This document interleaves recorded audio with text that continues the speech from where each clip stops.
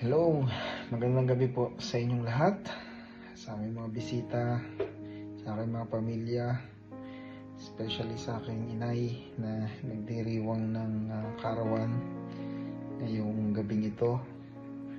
Ako po ay nagpapasalamat sa inyong lahat at higit sa lahat sa Panginoong Diyos na siyang dahilan kung bakit tayo nagkatipon-tipon.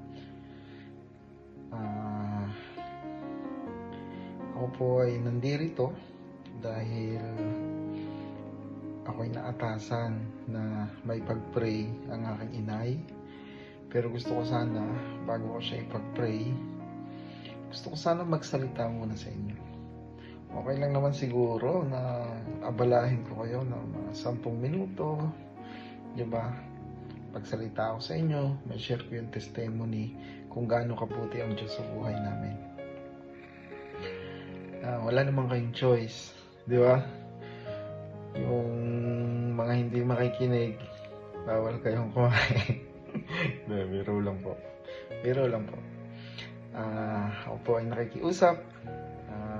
Humihingi ako ng 10 minutong time nyo para makinig sa akin.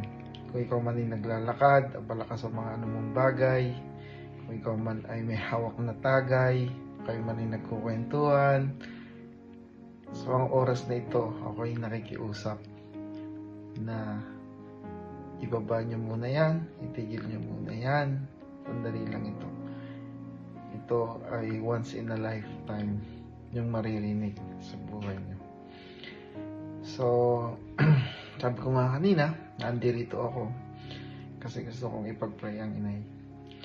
Pero bago ako mag-pray, hindi ko alam kung naalala nyo, nung huling event namin dyan, ako po ay nag-share din ng salita ng Diyos. Bakit? Kasi napakahalaga po nito. Hindi lang tayo mabubusog, hindi lang tayo mag-i-enjoy, kundi meron tayong isang tatanggapin na masasabi natin na ay worth it yung pagpunta ko sa event na yun. Diba? Na-bless kayo, na nabusog kayo, higit sa lahat, nag-enjoy kayo. Bonus na lang yung malasing kayo. Anyway, nandirito ako kasi gusto kong i-share sa inyo ang isang testimony na nangyari sa buhay ng inay ko. Nung po siya ay inoperahan sa goiter niya, siya po ay namatay na ng ilang minuto. Pagising niya, siya ay uhaw na uhaw. Ano po yung lesson ito sa atin? Ako po ay naniniwala na bawat pangyayari sa buhay natin, yun ay may purpose. Sabihin natin na noong time na yun, hindi pa oras ng inay. Bakit? Kasi may purpose pa siya. Nandito tayo, nag-gather tayo. Yan ay dahil may purpose ang Panginoon kung bakit nangyayari ito. So, alam naman natin ang realidad. Hindi natin hawak ang buhay natin. Marami na tayo mga mahal sa buhay, na iniwan na tayo, nakakalungkot isipin, di ba? Pag inisip natin. Pero ito kasi yung realidad ng buhay na yung buhay natin dito sa mundo is just a temporary. Mayroong isang eternal life or yung buhay na walang hanggan. Ito yung sa kabilang buhay. Diba? Ang tanong dito, paano ba tayo papasok sa kabilang buhay? Kaya ang sabi nga po sa Bible, dahil daw tayo lahat ay makasalanan, walang sino mang nakarating sa kaluwalhatian ng Diyos. At ang kabayaran, dahil sa tayo ay makasalanan, ang kabayaran sa kasalanan ay kamatayan. Diba? Pero ito yung maganda. Ang regalo ng Panginoon ay buhay na walang hanggan sa pamamagitan ng ating Panginoong Jesus. So, kung itatanong niyo ako, paano naman kami makakapasok dyan sa buhay na walang hanggan na sinasabi mo? Ang Bible na din po yung nagsabi. Sabi sa Romans chapter 10 verse 9 to 10, kung ipapahayag ng inyong mga labi at kayo'y maniniwala ng buong puso na siya'y na ang Panginoong Hesus ay Panginoon at namatay sa krus ng Kalbaryo, kayo ay magkakaroon ng buhay na walang hanggan. Ulitin ko, kung ipapahayag lamang ng ating mga labi. Yun po yung purpose namin kung bakit kami nagsishare sa inyo. Kasi kailangan nyo maipahayag yun eh. Kailangan nyo masabi. Diba? Sa mga oras na ito, gusto kong linawin sa inyo. Walang mawawala sa inyo kung kayo'y maniniwala. Diba? Maraming beses na tayong sumugal. Diba? Ikaw nga, sumusugal ka nga sa loto eh. Sumusugal ka nga sa wedding. Sumusugal ka nga sa sabong. Hindi mo alam kung mananalo ka. Diba? May nagtanong nga si isang testimony, may nagtanong nga daw sa isang pastor, paano ka makakasiguro na pag namatay ka, mangyayari ang lahat ng sinasabi mo? Paano makakasiguro na pag namatay ako, sa langit talaga ako pupunta? Diba? Kahit ako, hindi ko alam kung ano mangyayari pag namatay ako. Patay na ako eh. Diba? Pero, may pinangahawakan ako. Yung salita ng Diyos. Na kapag tinanggap ko siya bilang Panginoon at sariling tagapagligtas ng aking buhay, makakapasok ako sa langit. Magkakaroon ako ng buhay na walang hanggan. So, ano yung point ko dito? Di bali ng sumugal na may pinangahawakan ka at alam mong mangyayari yon. Diba? Totoo yun eh. Totoo ang Bible eh. Kaya nga na, totoo yung pangako ng Panginoon. Lahat ng sinabi sa Bible, totoo. So kung gagawin mo yun, diba, mangyayari.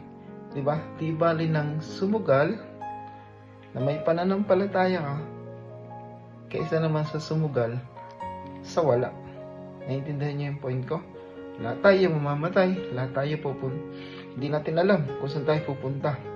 Pero kung pinahayag mo tong sinasabi ko, kung gagawin mo yung kung ipapahayag mo sa iyong mga labi na siya ay Panginoon at tatanggapin mo siya sa iyong puso, diba? Na siya ay namatay sa krus ng Kalbaryo, ikaw ay maliligtas. Kung gagawin mo to, may possible mangyari. Sabi rin po sa Bible na ang kaligtasan ay hindi dahil sa ating mga gawa. Ito ay biyaya ng Panginoon kung saan ang bawat isa sa atin ay walang dapat may pagmalaki. Yan po ay sa Ephesians chapter 2 verse 9 to 10. Yan po ay biyaya ng Panginoon. Yan po ay biyaya na ibinibigay sa atin. So, sabi ko nga sa inyo, dito walang sapilitan, di ba? Pero, ang assurance ko sa inyo, once na tinanggap niyo siya, once na nanalangin ako, nanampalataya ako, at sumunod ka sa panalangin ito, may chance na sa langit, makikita-kita tayo. Kayong mag-alala, hindi pa yan. Sorry. Darating yung time. Alam naman natin na yung buhay natin dito is just a temporary. Diba? Hindi permanente. Alam niyo yan. Marami tayong mga kamag-anak dyan sa atin. Mga sumakabilang buhay na. Diba? Kasi hindi natin hawak ang buhay natin. Kaya sabi ko sa inyo, yung sinasabi ko sa inyo, napakahalaga nito. Huwag mong pansinin yung katabi mo. Okay, mananalangin, mananampalataya. So, ang gagawin mo lang, sumunod ka sa pananampalatayang ito. Kapag nagawa mo to, kapatid, believe me, walang mawawala sa'yo. May madadagdag pa nga. Ano yun? Magiging anak ka ng Diyos. John 1:12. Diba? Sino mang sumampalataya ay binigyan niya ng karapatang maging anak ng Diyos. Diba? Blessing na lang yung pagpapala na tinatanggap namin. Blessing na lang yun. Bonus na lang yun. So, ayoko nang patagalin pa dahil alam ko bawat kayo ay excited na kumanta, mag-enjoy. So, ang tanging hiling ko lang sa iyo ay habang tayo nananalangin ay buksan nyo ang inyong puso. Kung kaya nyo na ilagay ang inyong kanang kamay sa inyong kaliwang dibdib, yun ay much better dahil mas feel mo na tinatanggap mo siya sa iyong puso. So ngayon, bago ko manalangin, gusto ko sabay-sabay tayo. Susunod lamang kayo sa panalangin ito. Sige po, ako ay pipikit. Kung kaya mong pumikit ka. Huwag mo intindihin yung katabi mo dahil ito ay personal. Hindi yung katabi mo yung makakatulong sa iyo makapasok sa langit. Hindi yan. Kundi ito ay personal. Ikaw mismo at ang Panginoong Diyos ang mag-uusap ngayong gabi. So, sige po, tayo manalangin. Sumunod lamang po kayo sa panalangin ito. Panginoong Hesus, maraming salamat po sapagkat binigyan mo kami ng magandang regalo. Ito ay ang buhay na walang hanggan. Panginoong Hesus,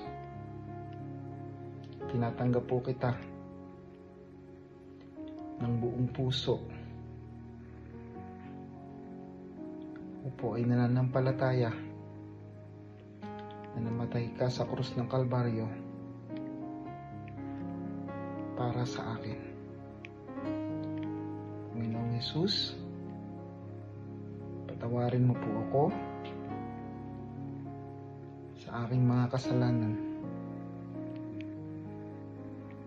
Panginoong Hesus, ngayong oras na ito, sinusurrender ko sa iyo ang aking buhay. Isulat mo po ang aking pangalan sa aklat ng buhay diyan sa langit at huwag hayaang mabura hanggang sa iyong pagbabalik. Panginoong Hesus, salamat po. Mahal na mahal kita. Panginoong Hesus, humihingi po ako ng tawad sa aking mga pagkakasala, naisip man, salita, nagawa, sinasadya man o di sinasadya. Patawarin mo po ako. Ikaw na po ang magpatakbo ng aking buhay. Panginoong Hesus, sa iyo lamang ako. Sige po, ako na lamang ang mananalangin. Panginoong Hesus, maraming salamat po God sa buhay ng bawat isa sa amin. Narito, maraming salamat din po sa bawat tao na tumanggap, Panginoon, sa iyo mula sa kanilang mga puso bilang Panginoon sariling tagapagligtas ng kanilang buhay. Lord, silyahan mo po ito ng iyong banal na dugo at hayaan mo, Panginoon, na manatili sila sa iyong kamay hanggang sa iyong pagbabalik. Salamat po, God. Hayaan mo, Panginoon, ngayong gabing ito, maitaas ko ang aking inay. O God, Lord, alam mo, nakita mo, Panginoon, yung lahat ng pinagdaanan niya. Alam mo po, Panginoon, nakita mo kung gaano mo siya sinamahan, Panginoon, in times na kailangan ka niya. Salamat, O God. Dalangin ko, mas pahabaan mo pa, O God, ang buhay ng aking inay. Lord, extend mo kanyang buhay. Bigyan mo siya ng malusog na pangangatawan, Panginoon, O God. Lord, hayaan mong makasama pa namin siya ng matagal dito sa mundo, Panginoon. Ilayo mo siya sa anumang sakit karamdaman, O God, at ikaw ang maghari sa kanyang buhay. Salamat, Panginoon. Salamat po sa buhay niya. Maging sa aking mga kapatid, kapamilya, O God, nag-organize sa mga taong dumalo, nag-effort, Panginoon, para makarating sa ganitong klaseng event. Lord, i-bless mo din po ang kanilang mga buhay. Ibalik mo ang mga lakas kanilang nawala, Panginoon. Lord, lahat ng tumulong sa preparation, O God, at mga tutulong pa para sa pagliligpit, O God, sa araw ng bukas. Salamat po. Hayaan mo ikaw ang magbalik ng lakas sa kanilang mga buhay. Wala kaming gito ilak na maibabalik sa kanila. Ang meron lang kami, Panginoon, O God, ay yung pagmamahal na kung saan pwede namin ibigay sa kanila, O God. Salamat, Panginoon, sa pamilya na narito, O God. Saan man sila galing, na parang hindi ko man sila maisa-isa, pero ako'y nagpapasalamat, Panginoon, O God. Ingatan mo sila. Hayaan mong ma-enjoy namin ang gabing ito. Ingatan mo sila makauwi ng ligtas sa kanilang mga tahanan, O God. Salamat, O God. Ikaw ang maghari sa buhay namin. In Jesus' name, Amen and Amen. Sige po, maraming salamat sa pakikinig. Nawa ay pala namin kayo. Ang dalangin ko ay mabusog kayo. Yan. Dalangin ko mabusog kayo, magpag-enjoy kayo. Yan, magpagkantahan, makapag-party. And bonus na lang kung malalasing. Maraming salamat. God bless you all.